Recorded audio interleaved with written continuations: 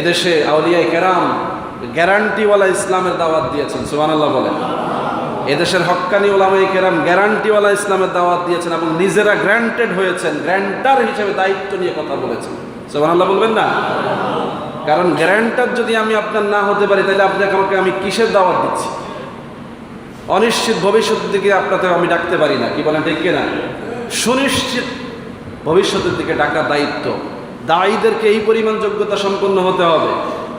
সে নিজেই যদি গ্যারান্টি না বুঝতে পারে, সে নিজেই যদি আল্লাহর কোরআনের উপরে আস্থা তৈরি না হয়, সে নিজেই যদি নবীর হাদিসের উপরে আস্থা তৈরি না হয়, নিজে আস্থাবান না হয়ে যদি আরেকজনকে আস্থার দিকে না ডাকে, তাহলে তার দাওয়াত দেওয়া জায়েজ নেই।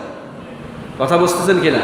আল্লাহ কোরআনে সার্টিফাইড করেছেন, মান আহসানু কাওলাম মিম্মান দাআ ইলাল্লাহ। ওই ব্যক্তির চাইতে ভালো দাওয়াত আর কে দিতে পারে যে আল্লাহর দিকে ডাকে? তো আপনি আল্লাহ চিনেন না, আপনি আল্লাহ বোঝেন না, আপনি আল্লাহর দিকে ডাকেন।